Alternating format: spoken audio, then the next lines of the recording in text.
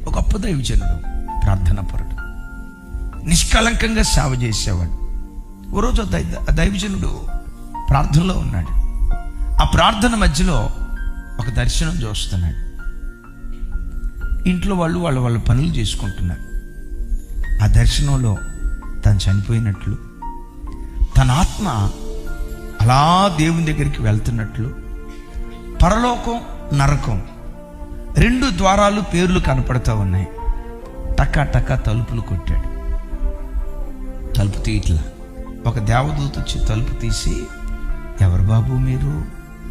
నా పేరు సాత్విక్ రాజ్. నీ పేరు గొర్రెపిల్ల జీవ గ్రంథంలో లేదే. నా పేరు గొర్రెపిల్ల జీవ గ్రంథంలో లేకపోవటం ఏంటమ్మా? గోడల మీద ఎన్ని వాల్ పోస్టర్లు అంటించారు, ఎన్ని చర్చిల మీద నా పేర్లు ఉన్నాయి, నా పేరు లేకపోవటం ఏంటి? సారీ అయ్యా, నీ పేరు గొర్రెపిల్ల జీవ గ్రంథంలో లేదు. తలుపు మూసాడట. దేవా, 45-50 సంవత్సరాలు సేవ చేశారు, నా పేరు పరలోకంలో లేదా, నా పేరు పరలోకంలో లేదా అనే లోపే సాతాను వాడి అనుచరులు వచ్చి ఈయన ఆత్మను నరకానికి తీసుకెళ్తున్నాయట.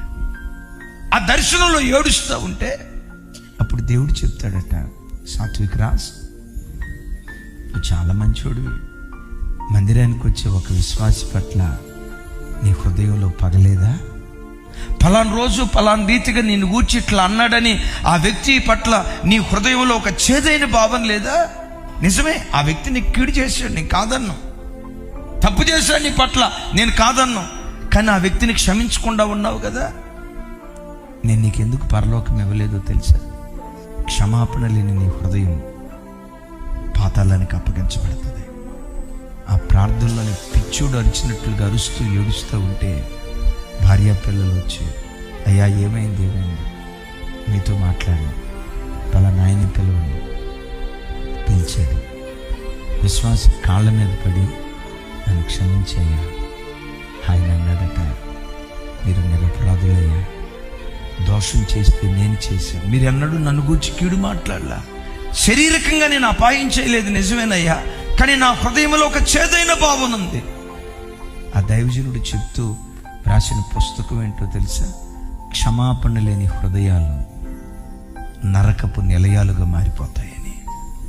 బిడ్డలారా, ఎవరి మీదైనా కోపం, పగ, పంతముందా? హృదయాన్ని కడుక్కుందాం. శత్రువు కూడా ప్రేమను పంచే ఆ స్థాయికి మనం ఎదుగుదాం. ఏ నాటి కీడు ఆ నాటికి చాలన్నట్లు పగ, కక్ష, పంతం లేని హృదయాలుగా మన హృదయాలను కట్టుకుందాం.